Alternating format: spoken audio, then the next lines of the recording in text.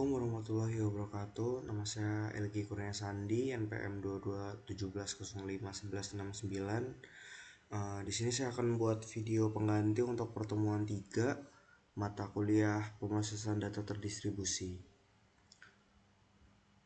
Jadi langsung masuk untuk capaian belajarnya di pertemuan 3 itu mahasiswa harus memahami konsep dasar basis data terdistribusi, terus memahami jenis penyimpanan data terdistribusi, replikasi dan fragmentasi, lalu paham arsitektur sistem basis data terdistribusi, lalu memahami replikasi master slave dan master to master.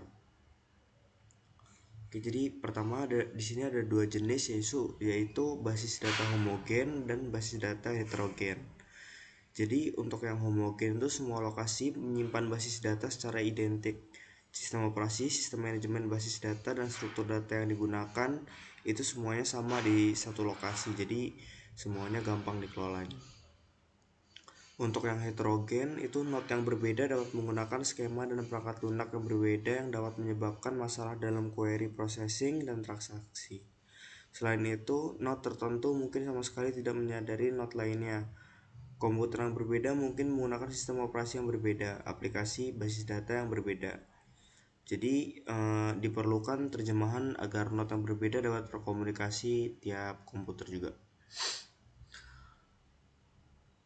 Nah, terus ada dua cara penyimpanan data di lokasi yang berbeda, yaitu replikasi. Nah, replikasi ini tuh hubungan yang disimpan dengan redundan di dua atau lebih node. Jika seluruh basis data tersedia di semua node, maka itu adalah basis data yang sepenuhnya redundan. Jadi replikasi ini dapat menyimpan salinan data. Lalu ada fragmentasi.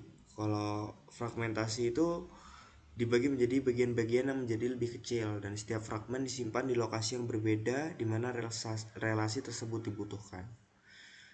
Terus fragmentasi itu dibagi jadi dua cara, yaitu ada yang horizontal dan juga ada yang vertikal. Lalu langsung kita lanjut ke arsitektur berbeda untuk sistem basis data terdistribusi.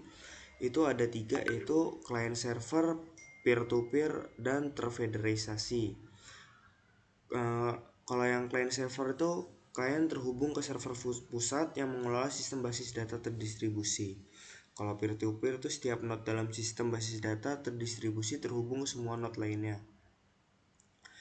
Lalu untuk terfederalisasi itu setiap node dalam sistem basis data terdistribusi memiliki basis data independennya sendiri.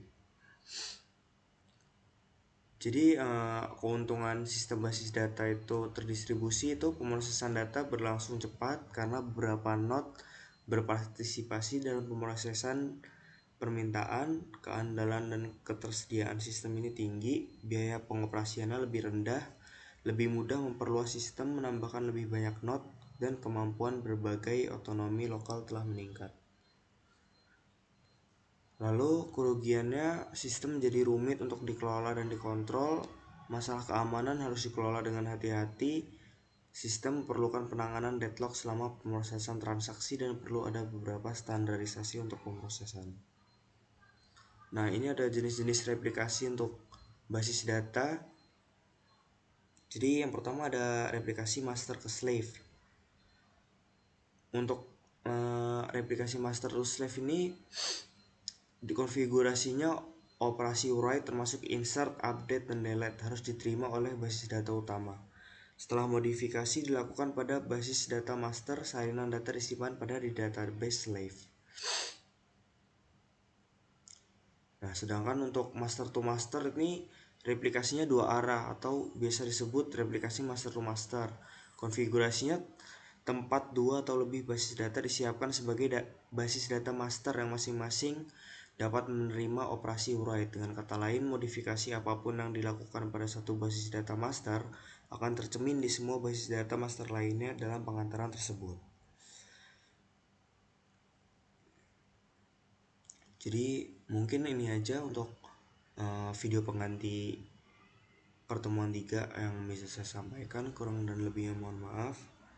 Saya akhiri. Wassalamualaikum warahmatullahi wabarakatuh.